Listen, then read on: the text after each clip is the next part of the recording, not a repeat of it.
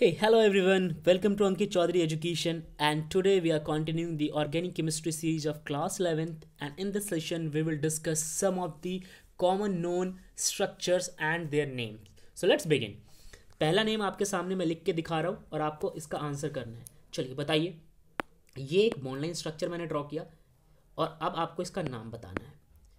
देखिए, इस वाले स्ट्रक्चर में यहाँ पे एक कार्बन मौजूद होगा, यहाँ पे भी एक कार्बन मौजूद होगा, फिर यहाँ पे भी एक कार्बन और यहाँ पे भी एक कार्बन, और सेकंड पोजीशन में आपके पास एक ब्रोमीन दिख रहा है.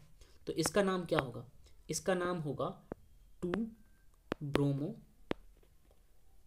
और टोटल कितने कार्बन थे लॉन्गेस्ट चेन में? 1 2 3 4. अगर मार्क करूँ मैं, यहाँ कार्बन, यहाँ कार्बन, यहाँ कार्बन, यहाँ कार्बन, यहाँ वाला तो सब्सटीट्यूट का कार्बन है, हम इसे काउंट नहीं कर रहे. तो ये हो गया आपका लॉन्गेस्ट चेन में. तो ये 4 है, तो 2 ब्रोमो, और क्योंकि लॉन्गेस्ट चेन 4 कार्बन का है तो इसे हम बोलेंगे ब्यूटेन, और सिंगल बॉन्ड है तो ब्यूटेन बोलेंगे. तो ये मेरा पहला स्ट्रक्चर था. समझ गए? चलिए अब किसी और का नाम कीजिए.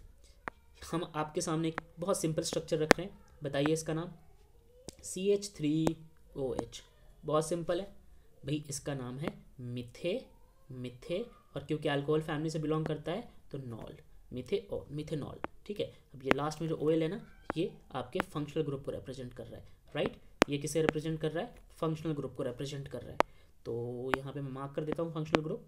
चलिए एक और स्ट्रक्चर दे रहा हूँ मैं आपको. इसका नाम बताइए आप.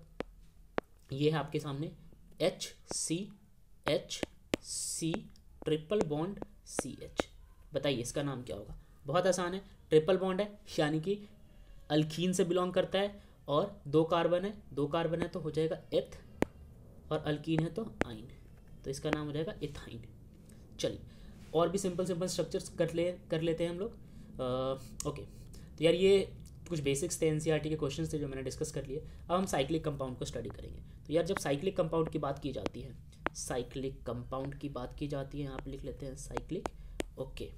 सबसे पहले साइक्लिक कंपाउंड में आपको बॉन्ड लाइन फॉर्मूला के थ्रू मैं समझाने की कोशिश कर रहा हूँ. देखिए, अगर मैं आपके सामने एक ट्रायंगल बना दूँ तो इसका क्या मतलब है?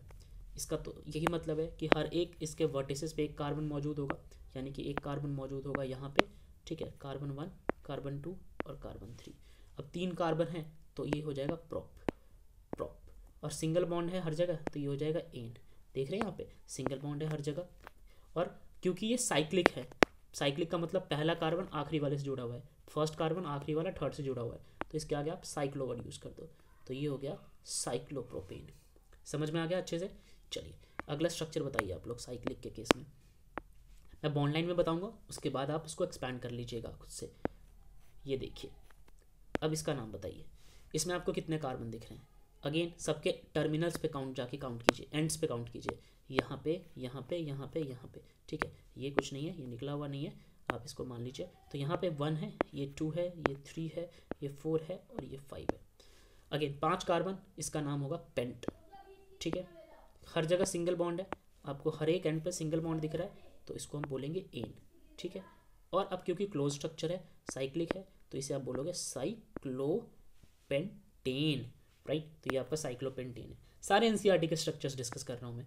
पेज नंबर 329 पे मिल जाएगा आपको. ओके. नेक्स्ट. चलिए एक और स्ट्रक्चर दे रहा हूँ, इसमें एक सब्सटीट्यूट ऐड करूँगा मैं. ओके. तो ये रहा स्ट्रक्चर. अब बताओ इसका नाम क्या होगा? इसमें कार्बन गिनो. 1 है, 2 3 4 5 6. अगेन यार यहाँ ये कुछ नहीं है. ठीक है. ओके. बताइए 6 कार्बन है इसमें. बहुत सिंपल, आपको नेमिंग कर देनी है, और नेमिंग करनी है कुछ इस प्रकार से कि क्लोरीन को लीस्ट नंबर मिले. ये आपने 10th क्लास में पढ़ा होगा. 3 4 5 और 6.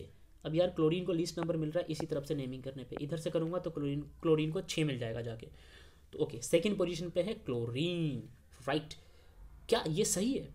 बिल्कुल नहीं. आप चाहे तो क्लोरीन को फर्स्ट भी तो दे सकते हैं. राइट. अगर मैं चाहूँ इसको कुछ इस प्रकार से भी कर सकता हूँ कि क्लोरीन को मैं नंबर 1 दूँ. जब लीस्ट ही देना है तो इसे 1 दो, इसे 2 दो, इसे 3 दो, इसे 4, इसे 5 and this one is 6. Right. So first position पे जब भी कोई सब्सटीट्यूट मौजूद होता है तो आप नहीं भी लिखोगे 1 तो भी चलेगा. इसका नाम क्या है? इसमें कितने कार्बन है? 6. तो यार ये हो जाएगा आपका हेक्स. ठीक है. हेक्स हो गया. 6 के लिए आपने हेक्स यूज़ कर लिया. ठीक है. अब सिंगल बॉन्ड है हर जगह, तो आप यहाँ पे एन यूज़ करो, तो ये हो गया हेक्सेन। ओके, अभी कहानी ख़त्म नहीं हुई। कहानी इसलिए ख़त्म नहीं हुई, आपने यहाँ पे सब्सटीट्यूट को तो बताया नहीं। सब्सटीट्यूट क्या मौजूद है, क्लोरो। सबसे पहले सब्सटीट्यूट लिखते हैं, तो ये हो गया क्लोरो। क्लोरो कहाँ मौजूद है, 1 पे। आप चाहे 1 लिखो चाहे ना लिखो, कोई फ़र्क नहीं पड़ता, लिख लेते हैं, कन्फ्यूजन ना हो। 1 क्लोरो। अब ये पूरा स्ट्रक्चर कैसा है, साइक्लिक, तो यहाँ पे लिख लो 1 क्लोरो साइक्लोहेक्सेन, ये प्रोपर नाम है इसका। आप चाहो तो 1 हटा दो तो भी चलेगा। ये एनसीईआरटी के अगेन पेज नंबर 329 पे है, आप सारे स्ट्रक्चर जो है वहाँ से देख सकते हो। ओके, तो यार ये हमारे पास कुछ एग्जाम्पल्स थे। अभी कुछ क्वेश्चंस है वो आप कर सकते हो खुद से। नेक्स्ट क्लास में हम 3D रिप्रेजेंटेशन डिस्कस करेंगे। तब तक के लिए ऑल द बेस्ट।